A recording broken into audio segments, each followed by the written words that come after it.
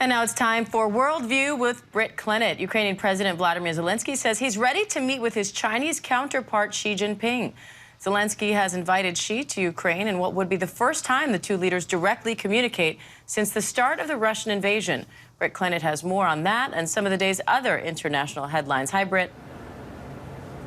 Hi there, Diane. Well, the Ukrainian president is very keen to host Xi. You know, in an interview with the Associated Press, Zelenskyy said, "We are ready to see him here." Now, this is straight off the back of Xi's visit to Moscow last week, where he met Putin, who he called a dear friend. And the two were really at pains to show the world the strength of their friendship. On the other hand, there's been no communication between Xi and Zelenskyy since the start of the war. There had been reports that a call between them would take place after Xi's meeting with Putin, but that call has yet to materialize. In fact, China has still never acknowledged the war started with an invasion. And in this interview, Diane, Zelenskyy suggested that despite Xi and Putin's close ties, Xi had not provided Russia with what it wanted, that being lethal aid, of course, to help Putin's war efforts in Ukraine, saying that's why days later the Russian leader announced he would be deploying tactical nukes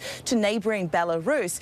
And you know, Diane, it's from one flashpoint to another. China has made it clear it condemns a visit to the US by Taiwanese leader Tsai Ing-Wen, China threatening to take resolute countermeasures if Tsai meets with Speaker McCarthy, which could happen during Tsai's stopover in LA next week. Now, the US is playing down the entire trip, calling it a transit trip on her way to Central America.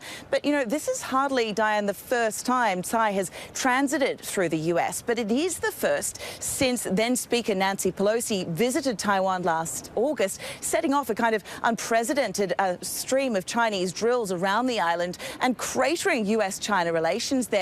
The big question, though, is, Diane, how will Beijing react? And that's something we're going to be very closely looking at. You know, could there be more military incursions near Taiwan during or even after Tsai's visit? And on a more kind of positive note, Diane, scientists have made a fascinating discovery on the moon. They've found a new and renewable source of water for future explorers. Lunar samples from a Chinese mission a few years ago are now giving experts reason to believe that millions of tiny multicolored glass beads of water are spread out all along the moon's surface, and they could have ended up there when asteroids struck. How water is stored on the moon is really something that's puzzled scientists for years and years, and these findings are really giving hope that it might help space agencies with their projects as kind of an accessible source of not just water, but also hydrogen and oxygen. It might even help them build bases on the moon, meaning another potential big step for mankind. Diane? Absolutely fascinating. Britt Clennett in Hong Kong. Thank you, Britt.